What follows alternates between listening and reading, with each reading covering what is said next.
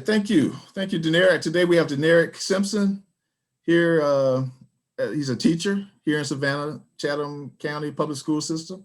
And thank you for taking time out of your day. Absolutely. I'm happy to be here. Happy to assist.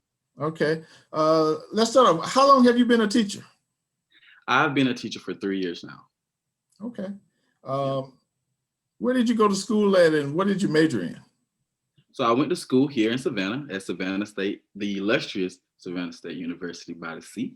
I double majored. I majored in biology and then I did interdisciplinary studies, the education track, so that I can get teacher certified. Okay.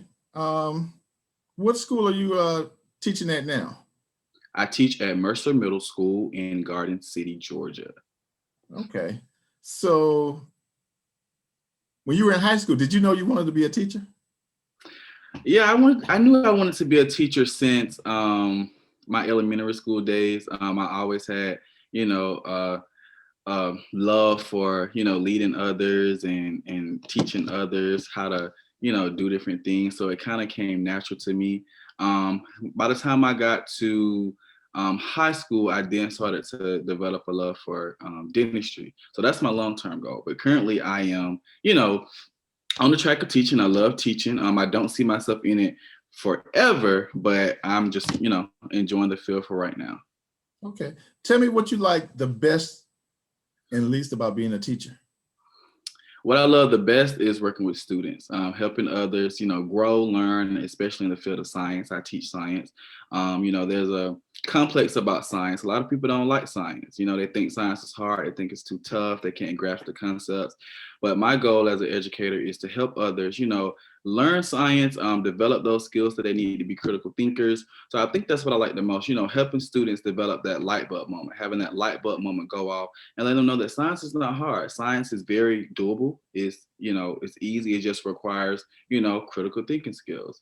I think the least thing that I like about teaching is the paperwork side. It's a lot of paperwork sometimes with grading papers and, having to make sure that you meet those required deadlines and getting those grades in and things of that nature, and having to deal with students coming at the last minute. Oh, can you change my grade? Well, ma'am or sir, you haven't done work, up to this point. So, what do you expect for me to do? And I think that's probably the least thing I like about my job. But overall, I love the profession. I think it's an awesome field.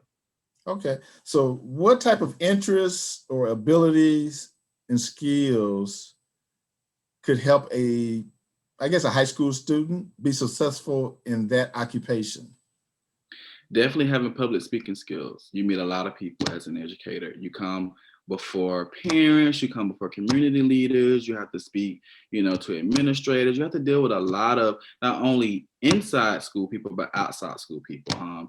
At the school level, the district level, the community level, you make a difference. You are a leader. You are considered a hero. So, those skills that you need to have or basically develop or work on is that of dealing with the public, dealing with people, not being ashamed to, stand up in front of crowds and speak. You're a teacher. You're going to have to stand before a crowd of students, number of students, and teach on a daily. And you got to be able to do that and be firm with that, and be confident with your content knowledge. Definitely knowing content. As a teacher, you got to be able to know whatever content it is that you want to teach. You got to know that content. So, taking heed to your math, your science, your social studies, whatever it is that you love, you got to be confident about that. Other skills is the ability to lead. You got to lead others. You are looked at as a hero. You have people looking up to you all the time, especially little ones. And those in high, if you were teaching in high school, those in high school will look to you for advice about how to apply to college, how to get in college, how to apply to get those scholarships. So you got to be able to lead. You got to be able to be a mentor. Other skills include having empathy. You got to have empathy for others, empathy for different situations that you're going to encounter. A lot of times, most of the time, students see you more than they see their parents. Because by the time they get home, their parents are getting up, it's time to eat, shower, get into bed, and go to sleep and prepare for the next day. So you have to have that empathy. You have to be able to, students are going to come to you at all all times telling you all types of stories. You gotta be able to build that confidence in them and let them know that, you know, what they tell you is confidential, and, you know, just work with the students to let them know that you care about their safety, their well-being, and things of that nature. Okay. So I noticed you mentioned long-term, you're thinking about being a dentist. Yes. So how did Savannah State help prepare you to have an additional career? Well, when I was at Savannah State, there was a lack of pathways for others to pursue dentistry, and so that's what led me and two others to, you know, found an organization based upon, you know, that factor of, you know, not having that pathway to pursue the field of dentistry. I like to say that, you know, dentistry and teaching goes hand in hand, because you can be a dentist and you can also teach. That's easily done. A lot of people do it. You can teach at a dental school, or you could teach in the public sector. As a dentist, you make your own hours. It's not, you know, so you can do private practice. So it's not solely on having to be to a set schedule as with teaching, you know, in the school system. But with dentistry, you make your own hours. So you can easily, when you get off of work from teaching, go and do a few hours at your practice, you know, seeing patients. I would say that Savannah State prepared me for a double path. I just encouraged and motivated that I could do anything that I wanted to do. There were a plethora of activities and internships and things of that nature that I was introduced to that I feel that I probably wouldn't have been introduced to if I would have went anywhere else.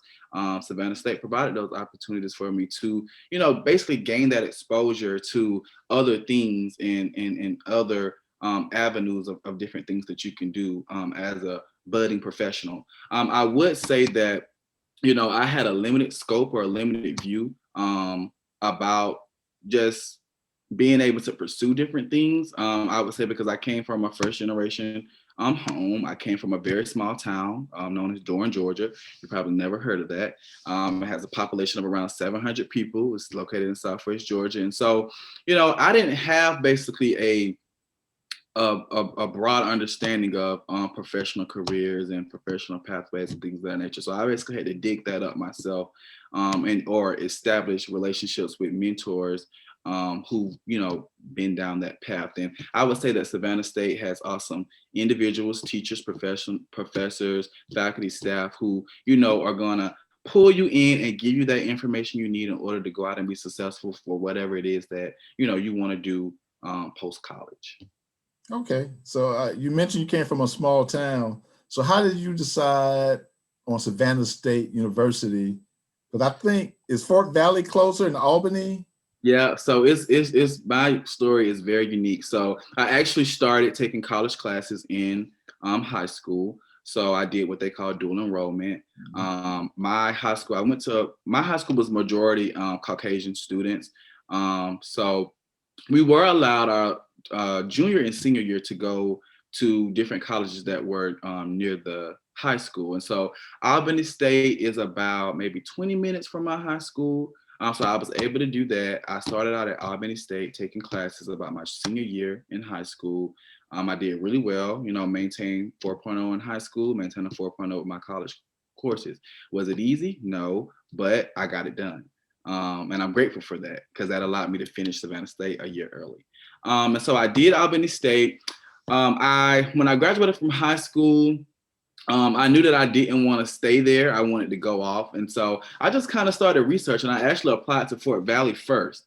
And I was going to go to Fort Valley. I was like, okay, Fort Valley is a little down the road, a little farther. So let me just apply to Fort Valley. And then I got there and I loved the school. It was a similar atmosphere such as Albany State, you know, HBCU pride. I loved it, but something there was just missing.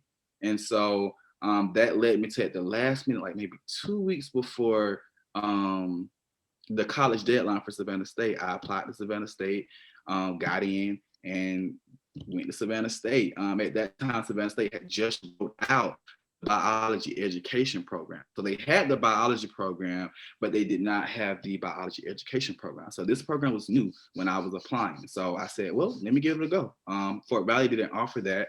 And Albany State had a didn't have a biology education program, but they had a science education program. And so those are kind of two different things. With science education, you can kind of teach any kind of science. I don't like all sciences. I, like certain sciences. So I was like, biology education is more so a fit for me. And so that's what led me to Savannah State. Got accepted, went to orientation like maybe that next week, and then school was starting in about 2 weeks. Okay. So you have no aspiration of going into administration and teaching, like maybe vice principal, principal track? Actually, I do. So if, let's say when I am ready, because right now, so what I did was at Savannah State, I signed a contract of where I would receive a $20,000 scholarship to pursue my education in biology and education. And in return for that, I have to give a low income school, a school that, service primarily low test takers in the vulnerable community, things of that nature. I have to give them 4 years. Okay. So with that being said, at my 4-year point, if I'm ready to apply to dental school, I will apply. Of course, with professional schools, when applying to professional schools, you have to apply like a year in advance. So let's say, for instance, if this was my fourth year getting ready to teach, I would be applying to, professional school this summer to start the next summer, because that's how the cycle works. So once I get to that point, I will then make a decision if I want to go ahead and apply to dental school and start, make that shift, or if I want to, pursue an educational specialist degree in educational leadership, or take the test to get administrator certified. So in Georgia, they have what you call Tier 1 educational leadership certification, and then Tier 2. So Tier 1, you're able to be an assistant principal and anything below the principal level in a leadership position, or at the district level, as long as you're not supervising principals. And then they have the Tier 2 certification, where at that point you can be a principal and you can supervise principals and, superintendent, assistant, deputy superintendent, and things of that nature. So I do have, interest in that. I'm not sure where God will lead me. Wherever he lead me, I will follow. But I do have an interest in that. I'm currently already in a leadership position at school, serving as the site coordinator for 21st Century program. So 21st Century is an after school program where you provide extra academic assistance to students and enrichment activities to students, and helping them with their life and social skills. And it's administrated through a grant. And so through that grant, I'm responsible for hiring staff, making sure students' behavior needs are up to par, making sure they get the nutritious meals that they need. So it's definitely a lot, but I'm enjoying the task. Okay, so I know teachers are usually off in the summer. So how do you spend your summer? Working other jobs, busy doing, things I like to do. That's the good thing about teaching. You work 8 months and then you get 12 months of pay. A lot of people like to think that, teachers don't make a lot of money, but I disagree with that. Because you're out in the summers and you can pick up another job and do other things. So that's the good thing about teaching. You have that flexibility in the summertime to just debrief, relax, and just do whatever it is you want to do, because you're going to have that check coming in. So that's the good thing. Okay, I'm gonna get you out on this last question. What advice would you give, say, a student in high school if they're interested in pursuing a career in teaching? To want to make a difference. That's the bottom line. You gotta want to make a difference. You gotta love, leading others, teaching, and just being that hero, that mentor. Because like I said, you're gonna have a number of students who look up to you daily.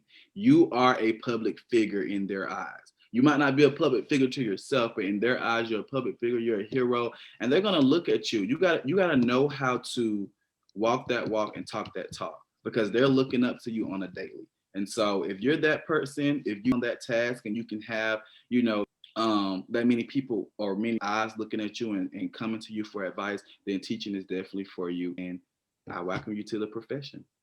All right. Thank you for taking 15 minutes out of your Friday. Yes. Do this. Yes. Really appreciate it. That's what teachers do. All right. Thank you. Thank you.